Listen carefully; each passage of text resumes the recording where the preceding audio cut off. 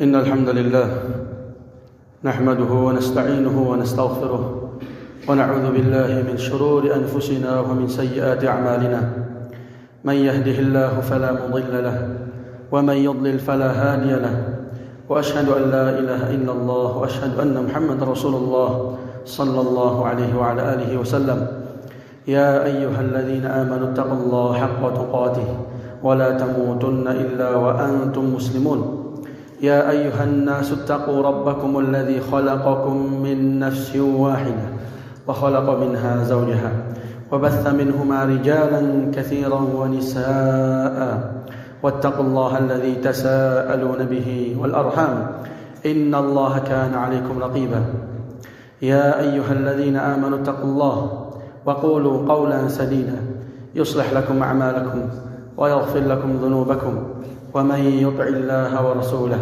فقد فاز فوزا عظيما أما بعد فإن أصدق الحديث كتاب الله وخير الهدي هدي محمد صلى الله عليه وعلى آله وسلم وشر الأمور محدثاتها فإن كل محدثة بدعة وكل بدعة ضلالة وكل ضلالة في النار عباد الله. Termasuk hal yang telah diketahui oleh kebanyakan kaum muslimin adalah dosa itu terbagi menjadi dua. Ada dosa kecil, ada dosa besar. Dan telah disebutkan oleh para ulama pengertian dari dosa besar. Sebagaimana perkataannya Abdullah bin Abbas, setiap dosa yang diancam pelakunya dengan laknat, atau dengan neraka, atau dengan diusirnya dari rahmat Allah Azza wa Jalla, atau diancam di mana Rasul alaihi salatu wasallam berlepas diri dari pelakunya, maka ini semua adalah termasuk dalam kategori dosa besar. Dan di antara hal yang dimana para ulama mengkategorikan dosa tersebut menjadi dosa terbesar, menjadi dosa yang besar adalah tatkala Rasul alaihi salatu wasallam berlepas diri dari pelakunya dengan lafadznya laisa minna, bukan bagian dari kami, bukan tergolong dari kami. Maka setiap dosa yang diancam pelakunya dengan demikian, maka itu termasuk dosa besar. Dan kita insyaallah akan menyebutkan 3 hadis yang berbunyi laisa minna, bukan termasuk bagian dari kami, bukan tergolong dari kami. Yang pertama adalah hadis Ibnu Umar yang diriwayatkan oleh Imam Abu Dawud. Qala Nabi alaihi salatu wassalam laisa minna man halafa bil amanah, bukan tergolong dari kami siapa yang bersumpah dengan amanat. Hadis ini diriwayatkan oleh Imam Abu Dawud dan dibenarkan oleh Imam Al-Wadi'i.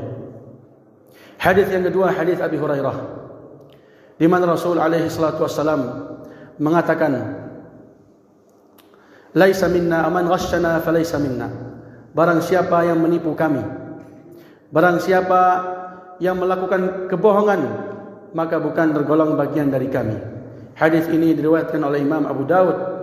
Yang ketiga adalah hadis Abi Dzar di mana Rasul alaihi salatu wasallam mengatakan man idda'a ma laysa lah falaysa minna wal yatabawwa maq'adahu minan nar, barang siapa yang mengaku-ngaku sesuatu padahal itu bukan hak baginya, maka bukan tergolong bagian dari kami, maka hendaklah dia mempersiapkan baginya tempat duduk di neraka.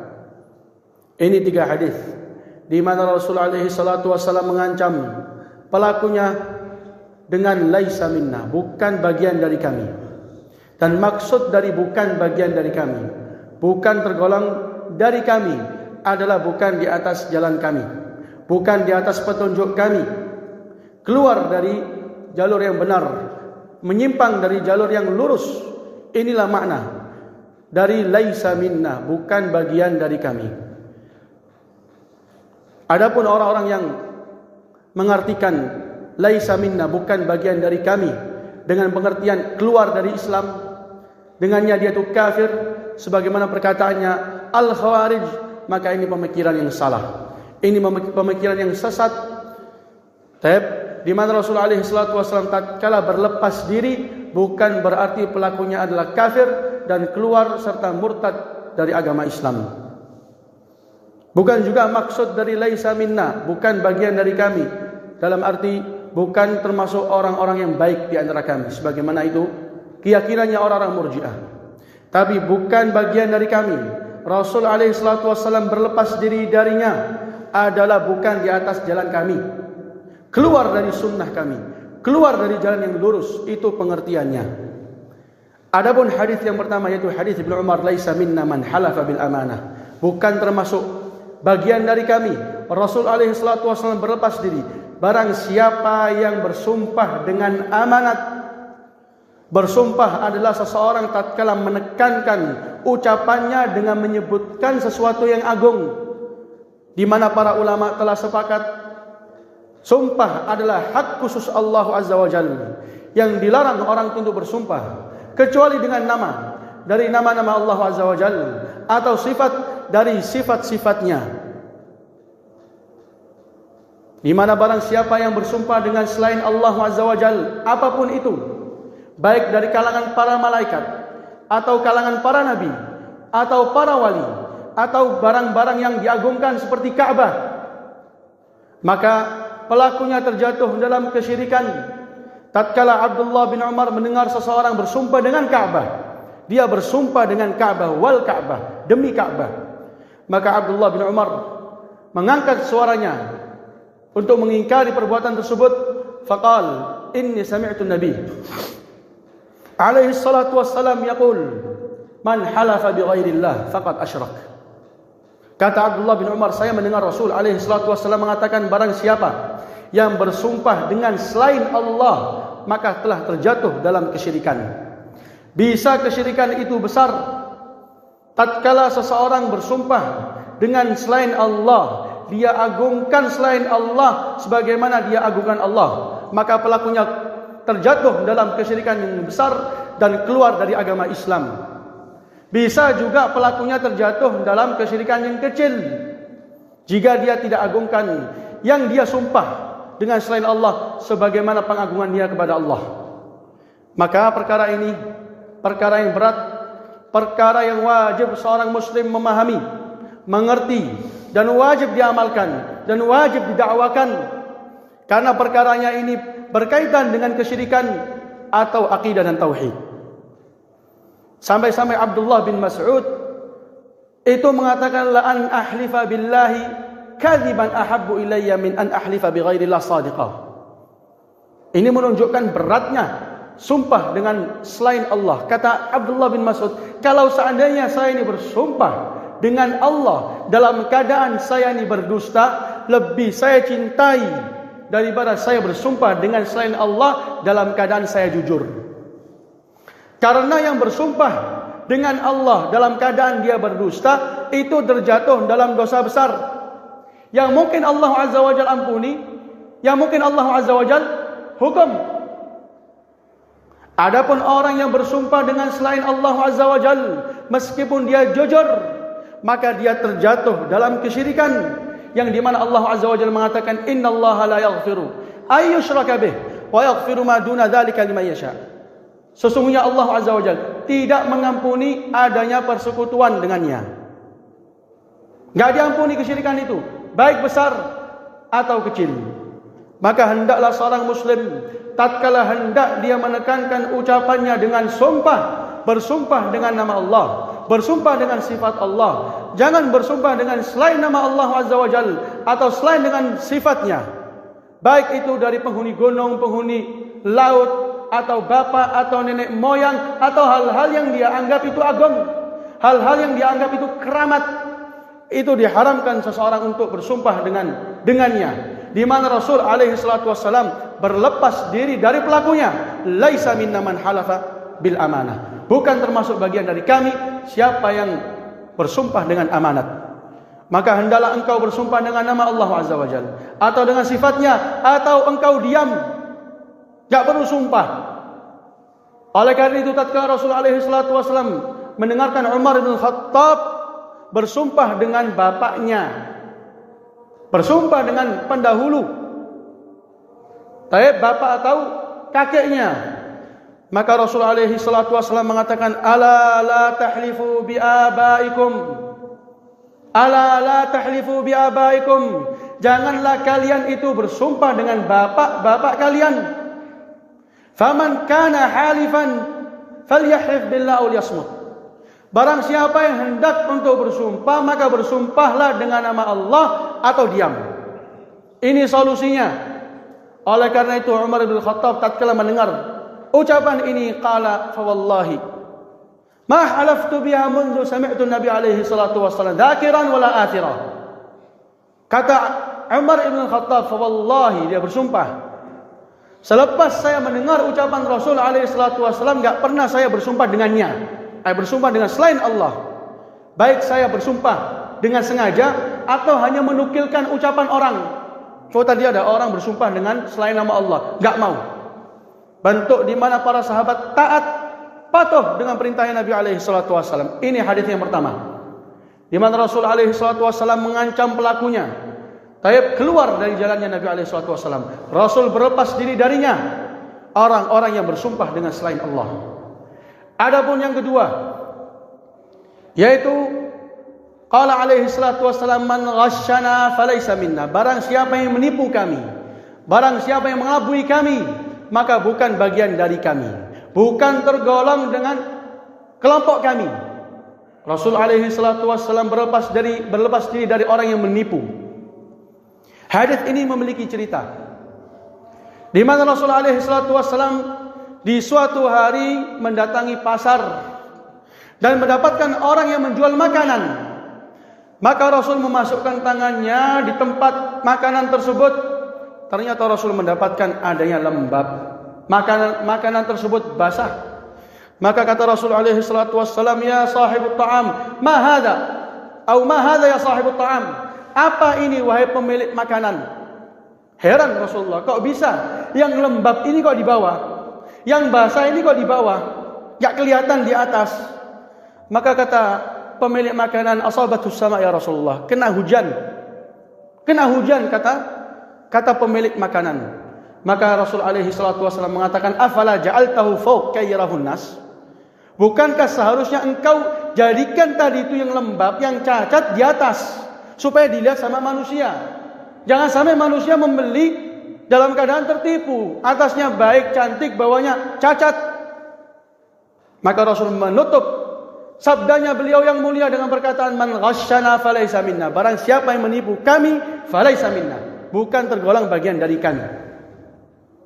Lihat bagaimana Rasul alaihi salatu wasallam berlepas diri dari orang yang menipu dalam perdagangan, orang yang membuat tipuan, tipu daya, mengkelabui, membodoh-bodohi dalam jual beli.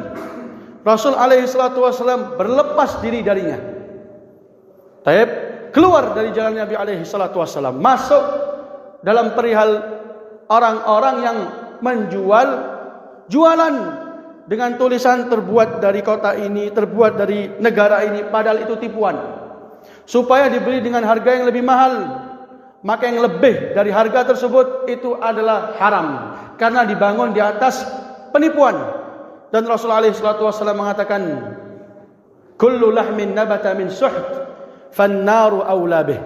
Setiap lahm nabata min suht, setiap daging yang tumbuh dari hal yang haram, fannaru awla bih, maka neraka itu lebih pantas untuknya. Ini ancaman. Dan juga tatkala orang itu mengetahui barang yang akan dia jual ini memiliki sisi cacat, gak baik untuk dijual, akan tetapi dia sembunyikan, maka ini termasuk dalam hadis dan ancaman yang Rasul alaihi salatu wasallam sebutkan, man ghasyana falaysa minna. Barang siapa yang menipu, maka bukan bagian dari kami. Karena kalau seandainya cacat itu diketahui oleh pembeli, enggak akan dibeli. Pun kalau dibeli akan dengan harga apa? Dengan harga yang kurang.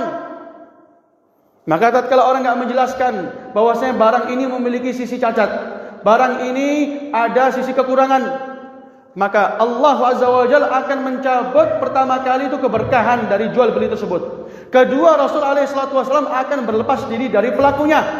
Al-bayyi'ani bil khiyar, kata Rasulullah. Penjual dan pembeli itu memiliki hak untuk memilih. Al-bai'an bil khiyar. Malam yatafarraqa, selama belum berpisah badannya.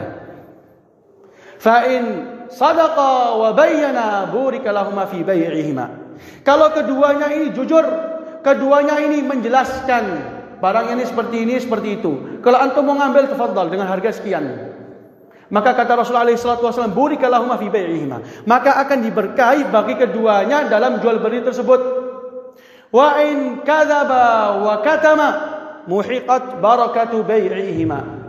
Maka tatkala orang itu dia berdusta, dia menyembunyikan cacat yang ada di barang tersebut, menyembunyikan status barang tersebut, karena barang itu barang gelap, contohnya barang curian, barang-barang ila akhirih dari hal-hal yang haram.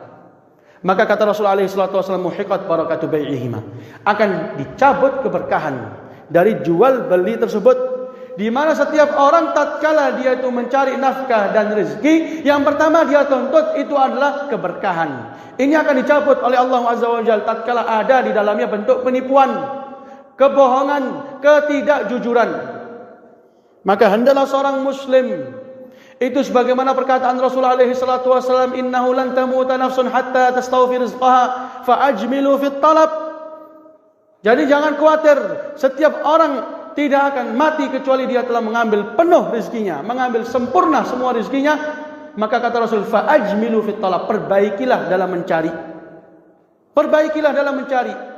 Hendaklah orang itu mengedepankan jujur, bukan mengedepankan keuntungan. Kejujuran itu yang pertama. Tapi keterbukaan, dijelaskan, karena rezeki akan datang baik dengan cara haram atau dengan cara halal. Tidak perlu orang itu khawatir. Jadi ini hal yang penting untuk seorang muslim mengetahuinya. Man ghasyana falaysa minna, barang siapa yang menipu maka bukan tergolong bagian dari kami. Walhamdulillahi rabbil alamin.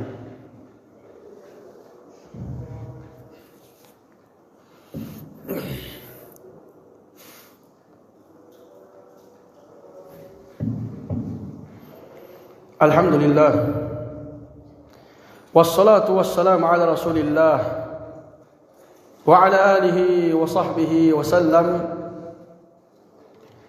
Adapun hadis yang ketiga, yaitu hadis Abi Dzar yang diriwayatkan oleh Imam Muslim, di mana Rasul alaihi salatu wassalam mengatakan, man idda'a ma laysa lah falaysa minna wal yatabawwa maq'adahu minan nar. Barang siapa yang ngaku-ngaku sesuatu padahal itu bukan haknya dia, maka bukan bagian dari kami. Maka hendaklah dia mempersiapkan baginya tempat duduk di neraka.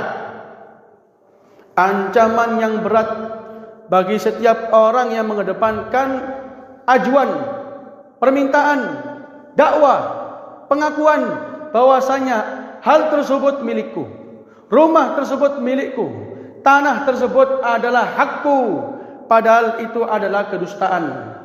Mengaku-ngaku. Tayyib, termasuk yang sering terjadi di pengadilan, di mana seseorang memiliki wasaid, perantara orang dalam, sehingga bagaimana caranya memenangkan meskipun dengan curang, sehingga mengaku sesuatu yang bukan haknya itu adalah haknya, sesuatu yang bukan miliknya dia miliki. Ini masuk dalam ancamannya Rasul SAW, bukan bagian dari kami. Rasul SAW berlepas diri, dan hendaklah dia itu mempersiapkan baginya tempat duduk di neraka. Masuk dalamnya orang-orang yang membanggakan sesuatu padahal dia tidak memiliki.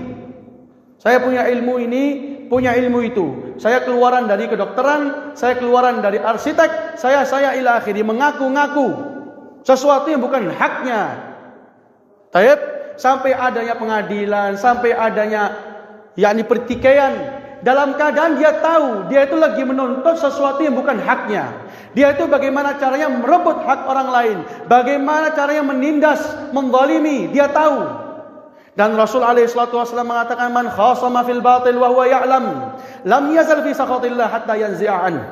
Barang siapa yang bertikai dalam kebatilan, dalam kezaliman, padahal dia tahu senantiasa dia akan tetap di dalam kemurkaan Allah sampai dia mencabut dirinya dari hak tersebut. Senantiasa orang itu di dalam kemurkaan Allah Azza wa Jalla, terus di dalam kemurkaan Allah. Kalau dia mengetahui Padahal yang dia tuntut bukan haknya. Yang dia tuntut itu adalah hak lain. Taib, maka ini ancaman yang berat. Ancaman yang perlu seorang muslim untuk mengetahui bagaimana Rasulullah SAW menjelaskan, menekankan ini hal yang enggak boleh seseorang itu untuk menerjang, yaitu mengambil dan menyita hak orang lain. Dengarkan hadis Rasul SAW di mana beliau menjelaskan tentang adanya pertikaian dua orang. Satu menganggap itulah haknya. Yang kedua demikian, pasti ada di antara dua kubu ini yang berdusta. Maka Rasul menjelaskan, innama ana basyarum mislukum. Saya ini hanyalah seperti manusia layaknya kalian. Wa innakum takhtasimuna ilayya, dan kalian itu bertikai kepadaku.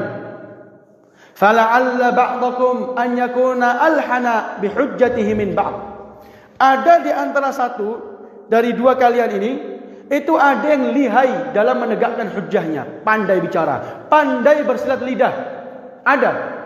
Sehingga dia ini yang bukan haknya, karena lidahnya lancar dan lincah, dia bisa menetapkan itu punyanya.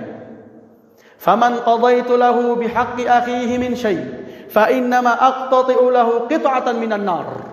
Barang siapa yang saya putuskan baginya padahal itu hak saudaranya, maka telah saya putuskan, telah saya berikan baginya, itu adalah suatu bagian dari neraka.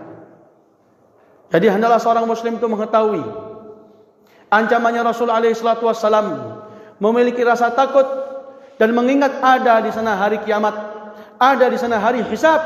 Setiap orang akan mengembalikan haknya orang masing-masing. Akan dituntut la tu'addunal huquqa ila ahliha. Benar-benar hak kata Rasul akan dikembalikan kepada pemiliknya. Hatta yuqadu minasyatil jalha, hatta tuqadu lisyatil jalha minasyatil qarna. Sampai-sampai ada yang namanya nanti di hari kiamat itu kisas antara kambing yang tidak punya tanduk tatkala dia dizalimi dan ditanduk oleh kambing tadi itu, al-qarna, yang memiliki tanduk. Di antara hewan ada yang namanya itu kisas. Di antara hewan Rasul Allah Azza wa Jalla akan menegakkan haknya masing-masing. Bagaimana dengan Bani Adam? Bagaimana dengan cucunya Bani Adam yang dimana Allah Azza wa Jalla jadikan mereka termasuk makhluk yang paling mulia? Maka tentu Allah Azza wa Jalla akan menuntut setiap orang di hari kiamat untuk mengembalikannya hak orang masing-masing. Jadi ini tiga hadis yang agung. Di dalamnya Rasul SAW mengancam kepada setiap pelakunya dengan Rasul SAW berlepas diri dari pelakunya. Yang pertama, orang-orang yang bersumpah dengan selain Allah. Yang kedua, orang-orang yang menipu. Yang ketiga, orang-orang yang mengaku kepemilikan padahal bukan haknya. Kita memohon kepada Allah Azza wa Jalla agar kita dijadikan orang-orang yang apabila mendengar suatu nasihat, mendengar suatu arahan, mendengar suatu ancaman, itu termasuk orang yang mampu mengamalkan taat dan patuh terhadap perintah Rasul alaihi salatu wassalam. Falhamdulillahirabbil alamin.